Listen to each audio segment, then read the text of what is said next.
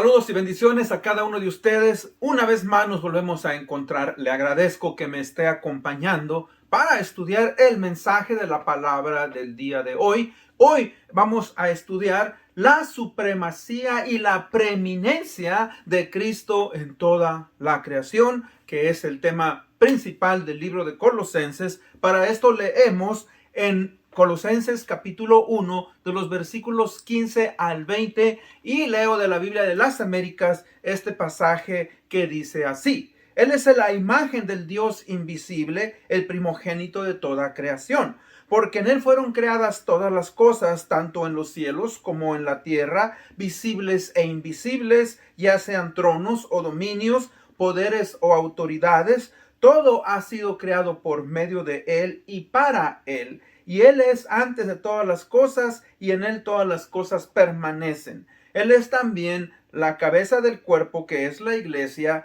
Él es el principio, el primogénito de entre los muertos, al fin de que Él tenga toda la primicia. Porque agradó al Padre que en Él habitase toda la plenitud, y por medio de Él reconciliar todas las cosas consigo, habiendo hecho la paz por medio de la sangre de su cruz, por medio de Él, ya sean lo que está en la tierra o las que están en los cielos. Señor, bendiga su palabra. Vayamos en oración. Padre bendito, gracias te damos, Señor, en este día por permitirnos estudiar este pasaje que es clave y es tan importante sobre la deidad de nuestro Señor Jesucristo. Ayúdanos, abre nuestro entendimiento, dame la facilidad de palabra para poder transmitir, Señor, esta doctrina tan importante a través de los siglos y aún en nuestros días, y dejar en claro, Señor, que Cristo Jesús, Padre,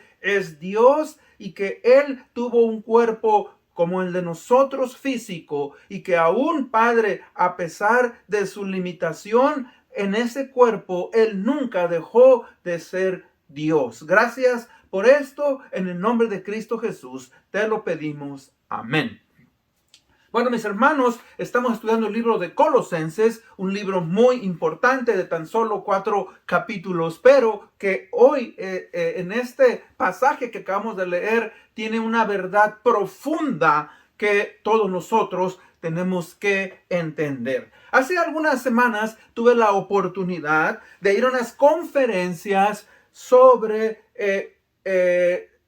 pastores, y el tema principal fue Jesucristo, el inigualable. Así que se nos habló de la importancia de ver a Jesucristo como Dios y Señor en cada aspecto de la vida cristiana. O sea, Cristo es Rey, Cristo es profeta, Cristo es sacerdote, sí, Cristo es Dios. Y Cristo, mis hermanos, ¿verdad?, es la esencia de lo que nos está hablando en este pasaje, de la presencia de Dios en este mundo cuando Él caminó entre los hombres. Y debemos nosotros, como cristianos, anclarnos a estas verdades que son fundamentales y esenciales para la sana doctrina que nosotros estamos estudiando. Y le digo esto porque desde el principio del cristianismo,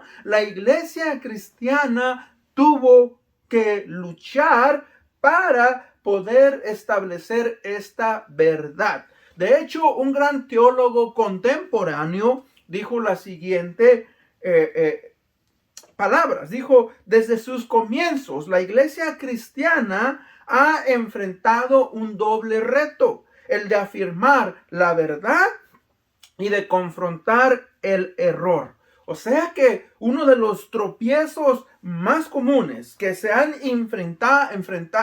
infiltrado en la iglesia cristiana precisamente ha sido la humanidad y la deidad del Señor Jesucristo. Y si no entendemos eso, obviamente vamos a causar herejías.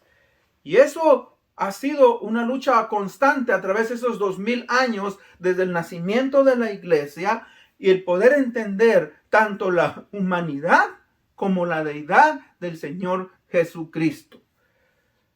Ahora, Si usted lee la carta, aquí hemos estudiado la carta, le invito a que la lea de un solo, solamente son 4 capítulos y no va a llevarle más de una media hora leer esos 4 capítulos.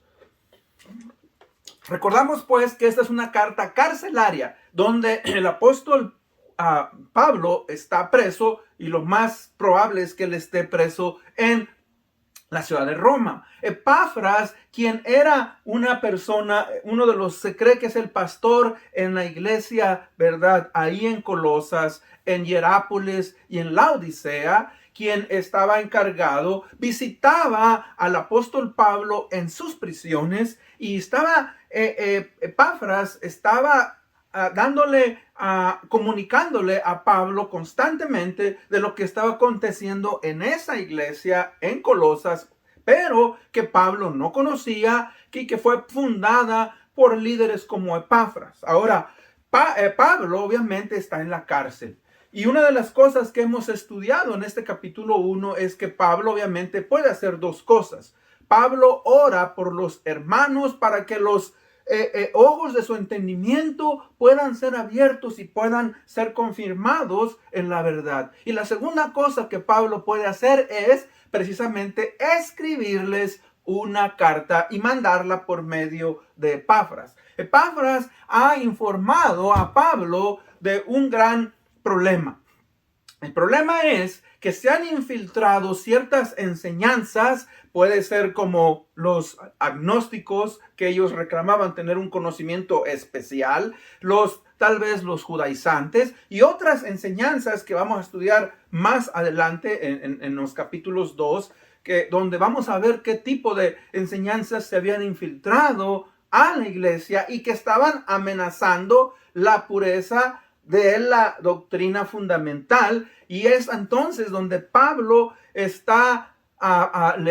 va a escribir esta carta a la iglesia de Colosas, pero antes de atacar el problema de mala doctrina, Pablo quiere dejar en claro algo, y quiere dejar en claro la supremacía y la preeminencia de Cristo en toda la creación, tanto en el cielo como en la tierra y sobre todo en la iglesia local. Entonces, ¿verdad? Eso es algo muy importante.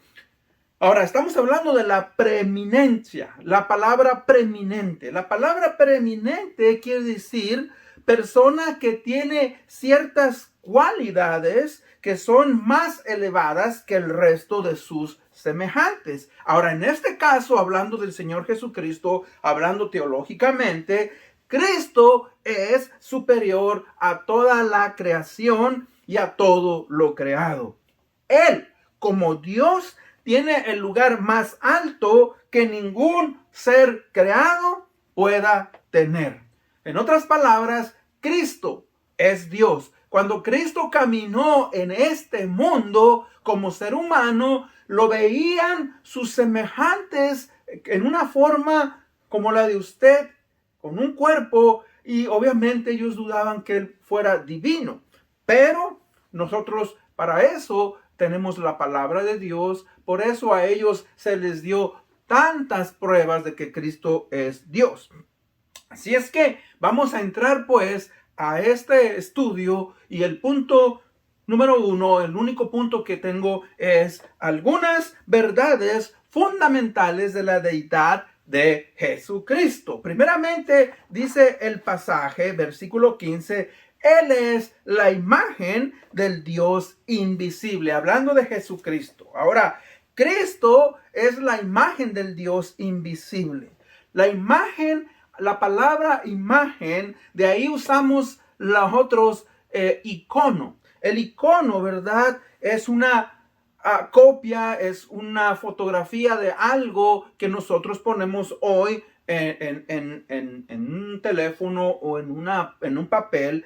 Pero la palabra icono, pues, nos habla de una imagen. Ahora, en otras palabras, Cristo es la manifestación y la representación completa de Dios en un cuerpo físico.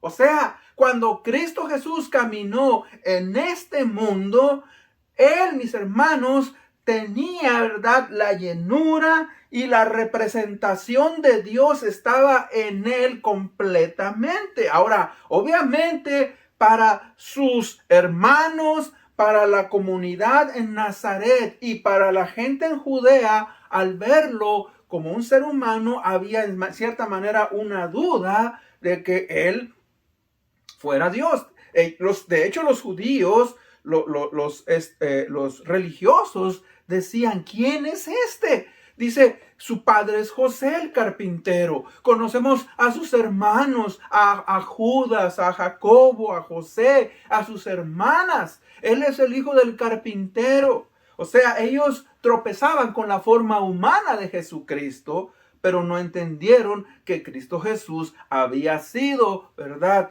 nacido por el poder del Espíritu Santo. Fue concebido por el Espíritu Santo y obviamente nació de una mujer, María, para tener una forma humana. O sea, que cuando Cristo caminó en esta tierra era la representación de Dios. Y cuando decimos la representación de Dios, ¿verdad?, Cristo Jesús tenía la autoridad, la divinidad, el poder, la gloria y merecía toda la alabanza. Si usted ve ve pasajes en la palabra de Dios, sus discípulos, cuando estaba en el lago, en la tormenta, ellos se quedaron sorprendidos y dijeron, ¿quién es este que aún los vientos y la tormenta le obedecen? O sea, estaban sorprendidos. Cristo, mis hermanos, obviamente estaba limitado en el cuerpo físico, pero nunca dejó de ser Dios. Limitado porque Él tenía, mis hermanos, que morir en la cruz del Calvario por nuestros pecados. Limitado físicamente, decimos, ¿verdad? Él se sujetó al Padre, pero nunca dejó de ser Dios. De hecho, en San Juan, capítulo 10:30, Él reclamó y dijo, yo y el Padre somos uno. Él estaba dándole a entender a los judíos que en su esencia era igual que el Padre, pero sujeto al Padre en su fusión como el Cordero de Dios que quita el pecado del mundo. Más adelante vamos a estudiar este pasaje. O sea que, fíjense que cuando decimos que Él es la imagen de Dios, esta declaración probablemente se hace para mostrar la superioridad de la revelación de Jesús sobre cualquier revelación anterior que Dios había dado tanto a los profetas como a Moisés y a tantos hombres que Él se manifestó. Jesús, mis hermanos, tenía un conocimiento superior, íntimo con Dios, que nunca tuvo Moisés ni ninguno de los profetas tuvieron. Ellos tuvieron un conocimiento parcial de quién era Dios. Pero Cristo, al caminar en este momento, dice, Padre, Él dijo, ilumíname con esta gloria que tuve contigo antes de la fundación del mundo. Cristo está hablando de que Él estuvo eternamente con el Padre antes de que Él viniera a este mundo y después. En la eternidad que se dice pasada, en la eternidad futura y la eternidad presente. Obviamente que es un concepto difícil de entender. La eternidad obviamente no es pasada, es constante. Cristo ha existido antes, ha existido siempre. Ahora, Dios, recordemos, es invisible, lo que dice ahí. Él es la imagen del Dios invisible. O sea, que ningún ojo humano ha podido, ¿verdad?, ver.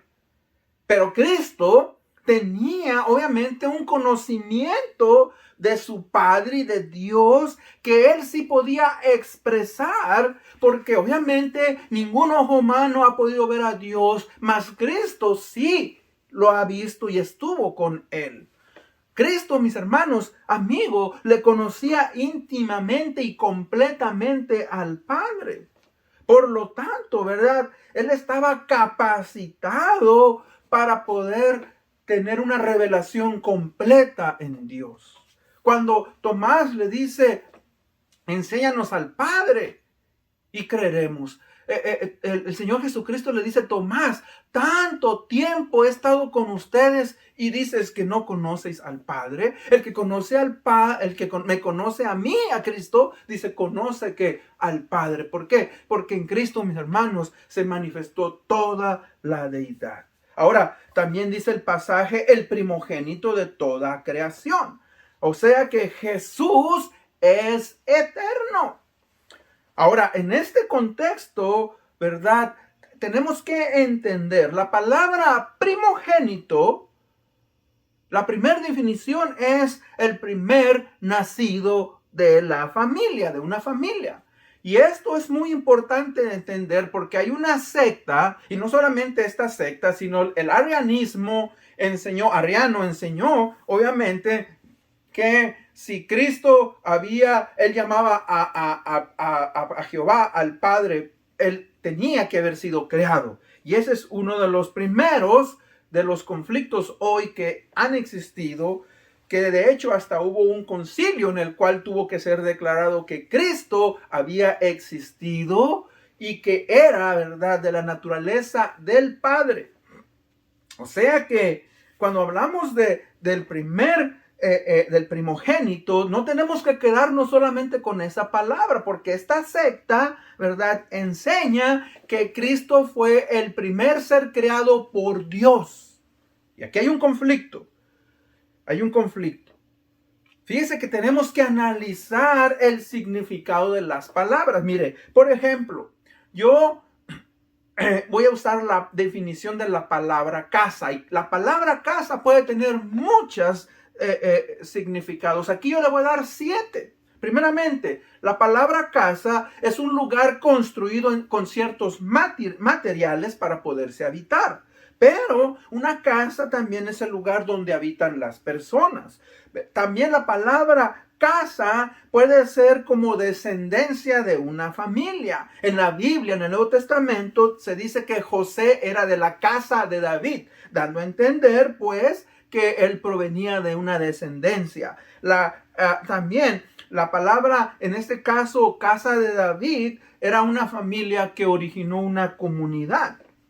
Usamos la palabra, por ejemplo, casa de beneficencia, lugar donde se acogen las personas que no tienen a dónde vivir. Usamos la palabra para decir, esta es una casa de locos. Cuando decimos que es una casa de locos, es un lugar donde hay mucho desorden y mucho ruido. Con mis amigos, cuando yo iba hablábamos, decíamos, si no tienes cuidado, te van a meter a la casa de la risa. Para nosotros, la casa de la risa era el manicomio donde estaba la gente que no tiene control de su mente.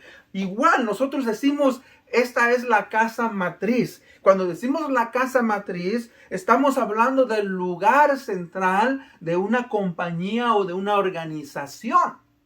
Entonces, fíjese cómo una palabra puede tener muchas definiciones. Si nosotros nos quedamos con la primera definición de primogénito, primer nacido de una familia, obviamente que vamos a opacar la deidad del Señor Jesucristo. Cuando en el Antiguo Testamento y en los tiempos bíblicos, el primogénito no solamente era el primer hijo nacido, pero fíjese que en cuanto a jerarquía, en cuanto, ¿verdad?, al más alto rango, era aquel que tenía la autoridad. O sea, que cuando el padre de familia moría, esa autoridad era transferida al hijo mayor. De hecho, cuando el padre moría, una doble porción de la herencia era dado al primogénito solamente. Ahora, no solamente eso, pero él quedaba como la cabeza de ese hogar para que siguiera adelante. Por eso cuando el Señor Jesucristo, ¿verdad?, muere en la cruz del Calvario, le concede esa autoridad a Juan, el apóstol Juan. Ahora, obviamente porque sus hermanos aún no habían creído, Santiago, Jacobo y Judas, y ahí estaba Juan. Pero, hermanos, el punto pues es que, ¿verdad?, Cristo tiene el más alto rango como autoridad, no porque Él fue el primer ser creado. O sea que si nosotros solamente nos quedamos donde dice, ¿verdad?, el primogénito de toda la creación, no. Quien tiene el rango más alto en toda la creación. O sea que Cristo es quien tiene la superioridad de la nueva casta o creación de los creyentes. Por eso dice en 2 Corintios 5:17, si alguno está en Cristo, nueva criatura es. Todas las cosas han pasado, aquí todas son hechas nuevas. O sea, dando a entender que ahora Cristo está, ¿verdad?, guiando a todos sus hijos a poder honrarle. Entonces, fíjese que es bien importante. Jesús es el creador también de todas las cosas. Dice el versículo 16, porque en Él fueron creadas todas las cosas, tanto las que están en los cielos como en la tierra, visibles e invisibles, ya sean tronos o dominios o poderes o autoridades. Todo ha sido creado por medio de Él y para Él. O sea, Cristo, mis hermanos, es el creador, el agente de creador de Dios. Ahora, esa es otra cuestión que tenemos que tener cuidado. O sea, dice esta secta que Cristo Jesús fue creado por Dios para que Él fue el agente creador de todo lo que existe. Y usted lee en el libro de Génesis, en el principio creó Dios los cielos y la tierra. Estamos hablando, fíjese, de que ahí la palabra Elohim se traduce también como dioses. Estamos hablando de la Trinidad. O sea, la Trinidad estuvo envuelta en la creación. De hecho, cuando Dios, Elohim, hace al hombre, dice hagamos, está hablando en plural, hagamos al hombre a nuestra imagen y nuestra semejanza. O sea, los ángeles no están hechos a imagen y semejanza de Dios, solamente el ser humano. Nosotros, mis hermanos, fuimos hechos a imagen y semejanza de Dios. Dios Padre, Dios Hijo y Espíritu Santo. Jesús es el creador de todas las cosas. Y este concepto es muy importante también de entender. O sea que Cristo, mis hermanos, ¿verdad?, viene y en Él, ¿verdad?, todo existe por medio de Él. Dice todas las cosas, tanto en los cielos, ya sean tronos o dominios, poderes, autoridades, todo ha sido creado por medio de Él y para Él. O sea que, fíjense que es algo fantástico. O sea que Dios, mis hermanos, lleva en Cristo Jesús esta declaración, ¿verdad?, de que Él es quien ha hecho todo lo que existe. Y es algo maravilloso que a mí, mis hermanos, me deja boquiabierto. Aún Satanás, dice aquí, cuando hablamos de en los cielos visibles e invisibles, Satanás fue creado por Jesucristo y los ángeles y todo. Es algo importantísimo y eso sería un tema que podríamos dedicar y no tenemos mucho tiempo. Jesús, mis hermanos, dice el versículo 17, y Él es antes de todas las cosas y en Él todas las cosas permanecen. Nos está hablando de la eternidad de Cristo. Si Cristo, mis hermanos, hubiera sido creado, tendría un principio. Dice, Él es antes de todas las cosas. O sea, antes de que todo existiera, Dios existía. Cristo existía, el Espíritu Santo existía, el Padre existía, como un Dios en una Trinidad. Y lo maravilloso, dice el versículo, Él, ¿verdad?, Él es antes, en Él todas las cosas subsisten o permanecen. Jesús, hermanos, sostiene todo. Todo el universo que nosotros vemos, no solamente la tierra y lo que está en la tierra, pero las estrellas, las constelaciones, las galaxias, todo está bajo el control del Señor Jesucristo. Y quiero, mire, hablarle de algo. O sea, fíjese cómo a mí me ha maravillado.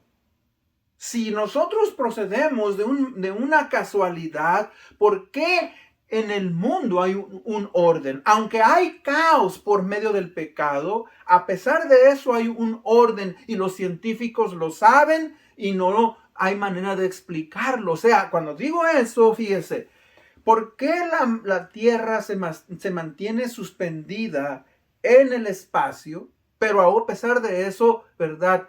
Tiene un orden. O sea, hay una rotación que la Tierra hace en su propio eje que le toma, ¿qué? 24 horas, la día y la noche. Después hay un movimiento de traslación que la Tierra tiene que le toma 365 días, un año. Fíjese, ese año está dividido en días, en semanas, en meses y tenemos las estaciones.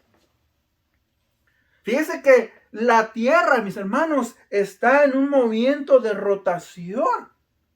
La Tierra es tan grandísima y usted no lo puede percibir. ¿Sabe usted que la Tierra en su movimiento de rotación es de 1670 kilómetros por hora? Eso sería para que usted y yo saliéramos volando y los objetos. Pero hay otra ley que Cristo hizo, que es la ley de la gravedad, la cual nos atrae y no permite que salgamos volando por el espacio. O sea, que Jesús tiene y siempre tendrá el control de todo lo que existe. Nuestro mundo no se encuentra en un estado caótico como muchos creen, sino que tiene un control por medio de Dios. Ahora, el caos viene por consecuencia del pecado en el ser del hombre. Y eso ha contaminado tristemente no solamente el corazón del hombre, no solamente a la tierra, pero a toda la creación. Por eso es que todo esto va a tener que ser recreado nuevamente por Dios. La tierra, los cielos, etc. Ahora, hay otro concepto muy importante en el versículo 18. Dice, Él es también la cabeza del cuerpo que es la iglesia. O sea, la iglesia, mis hermanos, no fue establecida por un grupo de personas, sino por Jesucristo mismo. Ahora, claro que la iglesia tiene líderes. Y los líderes nos pueden a veces decepcionar como seres humanos. Pero debemos de recordar siempre que Cristo es la cabeza, que Cristo es el que va comandando. La gente no debe de seguir a los pastores, debe de seguir a Cristo. Ahora, déjeme aclararle algo. La palabra de Dios dice que debemos de sujetarnos a nuestros pastores en el libro de Hebreos capítulo 13-17, que yo lo busco, ¿verdad? Pero dice el pasaje, obedezcan a sus pastores y sujétense a ellos porque ellos velan por sus almas como quienes han de dar cuenta. Permítanles que lo hagan con alegría y no quejándose porque eso no será provechoso para ustedes. O sea, la palabra de Dios ha impuesto autoridad en la iglesia, en el gobierno, en el hogar. Por eso es importante que una iglesia esté sujeto a la enseñanza de su pastor, pero nosotros, hermanos, estamos obviamente sujetos a Cristo. El fin de la iglesia es la de honrar y glorificar al Señor Jesucristo. Ese es el propósito, honrar y glorificar al Señor Jesucristo. Jesús es la cabeza. El verdadero cuerpo de los creyentes es la iglesia. Estamos conectados a Cristo. Y si nosotros confiamos en Cristo Jesús, Jesús nunca va a fallarnos. Los hombres pueden fallarnos, pero Cristo Jesús no va a fallarnos. Jesús es el que tiene la preeminencia de todos los que se levantarán también de los muertos. El versículo Él es el principio, el primogénito de entre los muertos. Nuevamente, fíjese la palabra ahí, primogénito, la preeminencia. O sea, recuerde, Cristo Jesús fue el primero en vencer a la muerte y volver a la vida con un cuerpo resucitado, un cuerpo, ¿verdad?, glorificado. Por esa razón, Todos los cristianos, todos los que le seguimos, tenemos la esperanza y la evidencia de que también nosotros un día resucitaremos después de la muerte para estar en la eternidad con Él y tener un cuerpo como el de Cristo. O sea, Él, mis hermanos, ¿verdad? Él tiene esa preeminencia en la muerte porque Él la venció. Estuvo 3 días en el sepulcro, pero ¿sabe usted que Cristo Jesús resucitó y que Él tiene esa autoridad sobre la muerte?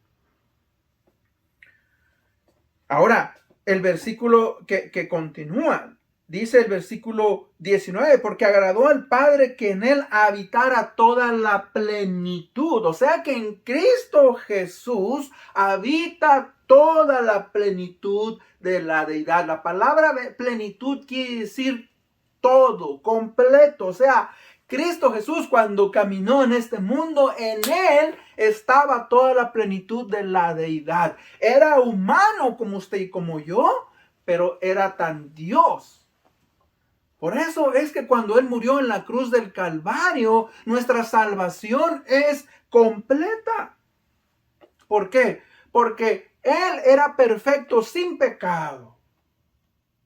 Dice que cuando Adán y Eva pecaron, ese pecado, mis hermanos, fue de una dimensión cósmica. Y que cuando Cristo Jesús murió en la cruz del Calvario, el sacrificio que Él ofreció por nuestros pecados fue también cósmico, de tal manera que la tierra tembló, de tal manera que hubo oscuridad en el tiempo que más luz debería de haber, que era de las 12 a las 3 de la tarde, hubo oscuridad. Una tragedia cósmica para que pudiera el pecado tan grande y cósmico pudiera ser cubierto. Lo dijo un gran teólogo. O sea que de todos los que han muerto, solo Cristo es el primero en resucitar con un cuerpo inmortal y glorificado. Y luego el versículo 20 nos dice, y por medio de Él reconciliar todas las cosas consigo, habiendo hecho la paz por medio de la sangre de su cruz, y por medio de Él, ya sean que reconciliar todas las cosas, ya sean las que están en la tierra o las que están en los cielos. O sea, entendamos algo. Jesús es el único camino para traer la paz con Dios. Dios, mis hermanos, sabía que Adán y Eva iban a pecar en el jardín de Edén.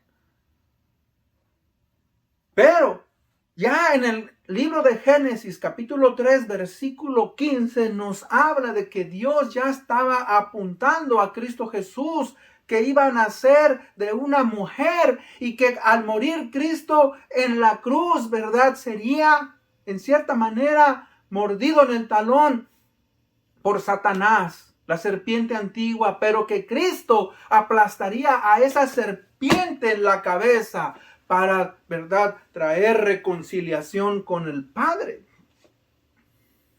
O sea que Dios, mis hermanos, ya había hecho una provisión para nuestros pecados mucho antes de que Adán y Eva comieran del fruto prohibido. Eso es algo importantísimo.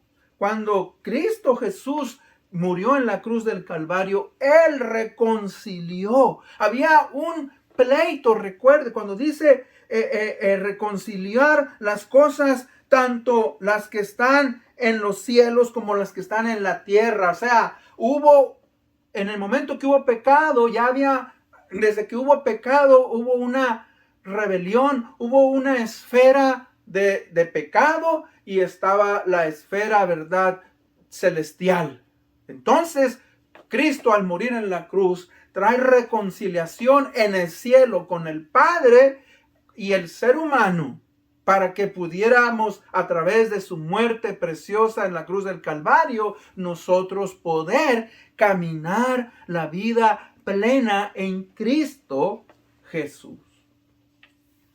En conclusión, Jesús, recuerde, fue mucho más que un simple profeta, que un maestro o un mensajero como muchos lo reconocen. En realidad, Jesús fue nada menos ni nada menos que el mismo Dios caminando en esta tierra. Emmanuel, Dios con nosotros. Negar esta verdad central es negar la base de la fe cristiana. Recordemos que esta verdad que nosotros estamos estudiando motivó a los primeros cristianos, a la iglesia primitiva del primer siglo, a cambiar y a trastornar el mundo que ellos conocieron por el bien del evangelio. Cristo Jesús, mis hermanos, amigos, le dijo a los judíos en Juan 10:30, yo y el Padre somos uno. Es decir, tenemos una misma naturaleza, una misma esencia. Somos perfectos en poder, como lo dije anteriormente, en magnificencia, en alabanza. Y cuando Cristo Jesús le dijo eso a los judíos, dice que ellos agarraron piedras. Lo iban a apedrear y él les dijo, ¿por cuál buena obra me van ustedes a apedrear? Y ellos entendieron muy claramente. Le dijeron, no te vamos a apedrear por buena obra. Te vamos a apedrear porque tú, siendo hombre, te haces igual a Dios. Ellos lo entendieron muy bien. Ahora, dice la palabra que no había llegado su hora y pasó en medio de ellos. Hermanos, Cristo Jesús lo expresó de muchas maneras.